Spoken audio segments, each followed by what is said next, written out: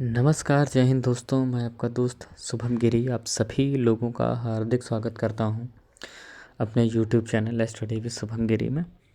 आशा ही नहीं दोस्तों, मुझे पूर्ण विश्वास है आप सभी लोग स्वस्थ होंगे और अपने आने वाले एग्ज़ाम्स की तैयारी भी बहुत ही मज़े से कर रहे होंगे। और जिनका तो भाई कोर्ट केस मैटर चल रहा है, जिन भी भाई बहनों का, चाहे वो सब्जेक्ट कॉम्बिनेशन वाले हों, चाहे वो कट ऑफ डेट इशू वाले हों, और चाहे हमारे दिव्यांग भाई बहन हों, तो सभी के जो मैटर्स हैं वो कोर्ट में चल रहे हैं। और अगली डेट भी आप सभी लोगों को पता है कि 18 नवंबर है।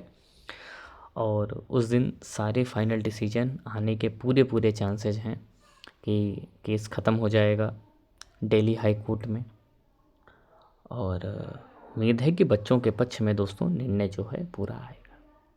तो इसी बिंदु पर डिस्कस करेंगे क्या क्या चीज़ें हो सकती हैं 18 को, और क्या चल रहा है कोर्ट में, कल क्या हुआ, इसके बारे में भी थोड़ी सी चर्चा हम करेंगे। मगर आगे बढ़ने से पहले मेरा निवेदन है, जितने भी भाई बहन सुन रहे हैं मेरी आवाज़ को, नियमित श्रोता हैं, सपोर्टर हैं, तो निवेदन है प्लीज़ चैनल को ज़रूर सब्सक्राइब करिएगा और बेल आइकन को ज़रूर प्रेस करिएगा, ताकि EMRS और अन्य गवर्नमेंट जॉब से रिलेटेड जैसे ही मैं कोई वीडियो बनाऊँ उसका नोटिफिकेशन आपको प्राप्त हो जाए। तो चलिए दोस्तों, वाइट बोर्ड पर चलते हैं और डिस्कशन स्टार्ट करते हैं।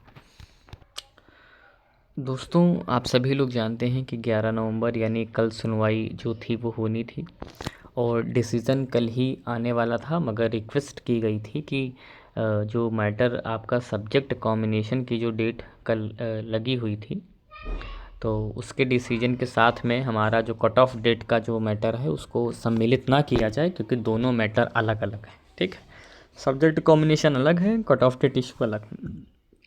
तो ये जो सब्जेक्ट कॉम्बिनेशन का जो निर्णय है, इसका असर दोस्तों हमारे कट ऑफ डेट इशू वाले मैटर को लेकर के चल रहा था।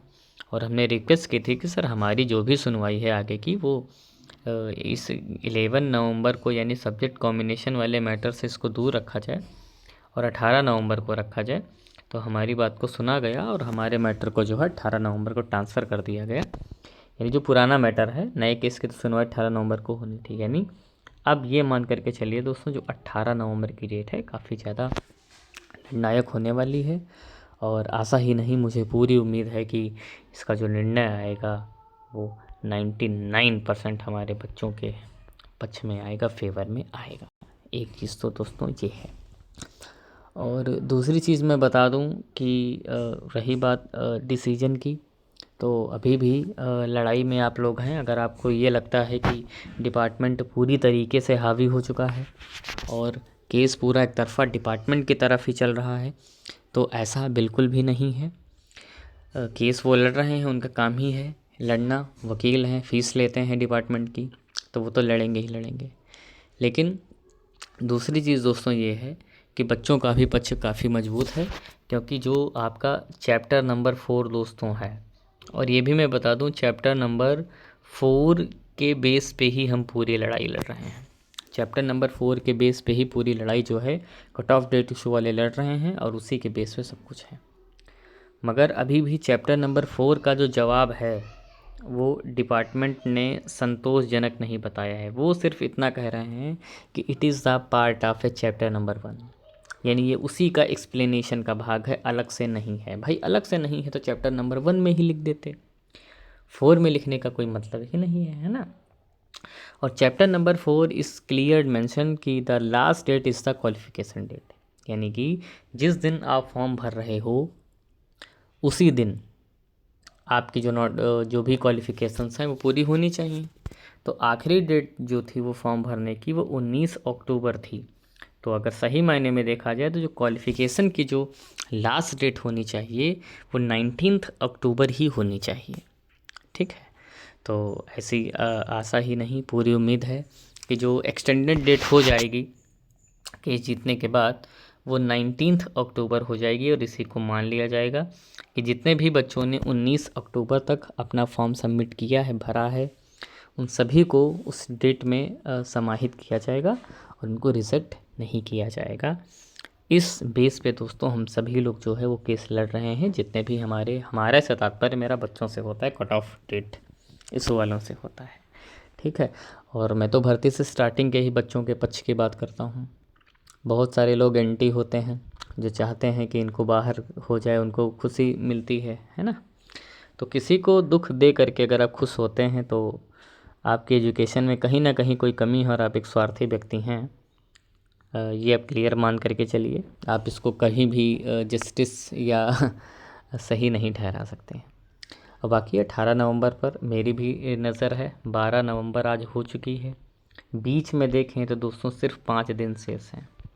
और 18 नवंबर को जो कुछ भी होगा पूरी कवरेज हम प्रदान करेंगे, सारी अपडेट आपको देंगे कि 12 नवंबर को माफ़ कीजिएगा 18 नवंबर को कोर्ट में क्या हुआ है, क्या डिसीजन आए हैं और आगे क्या एक्शन लेना है। क्योंकि अगर मान लीजिए हमारे पक्ष में डिसीजन नहीं आता है थोड़ी देर के लिए, तो हम यहाँ पर पीछे हटने वाले नहीं हैं। हम सभी लोग जितने भी कट ऑफ डेट इशू वाले भाई बहन हैं वो सभी लोग दोस्तों सुप्रीम कोर्ट का दरवाज़ा खटखटाएंगे। और न्याय के लिए जाना, कोर्ट की शरण में जाना, ये हम सभी भारतीय नागरिक, जितने भी भारतीय नागरिक हैं उन सभी का फंडामेंटल राइट है, अधिकार है। इसके खिलाफ़ कोई आवाज़ नहीं उठा सकता है कि कोई बच्चा, कोई स्टूडेंट अगर कोर्ट जा रहा है तो ये उसका संवैधानिक अधिकार है और इस पर किसी भी व्यक्ति को उंगली उठाने का कोई अधिकार नहीं है। भाई अगर वो सही होगा तो न्याय मिलेगा, नहीं सही होगा तो न्याय नहीं मिलेगा। भाई कोई आपके घर में थोड़ी ना आएगा न्याय मांगने के लिए, और ना ही हम लोग आपसे कोई नसीहत मांगते हैं, है ना। आपसे कोई नसीहत, ये जो कमेंट में आकर के बोलते हैं ना, नसीहत देने आ जाते हैं 2-4 तुच्छे लोग जिनसे कभी एक एग्ज़ाम नहीं निकला है, वो राय देने आ जाते हैं। तो आपके राय की उन भाई बहनों को कोई ज़रूरत नहीं है दोस्तों, आप अपने पास रखिए।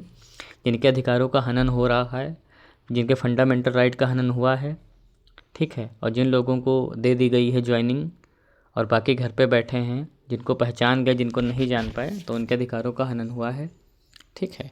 तो ये सब लड़ाई चलती रहेगी दोस्तों, और हम भी आपके लड़ाई में आपके साथ हैं, कंधे से कंधा मिला करके। जो भी न्यूज़ आती रहेंगी हम आपको देते रहेंगे।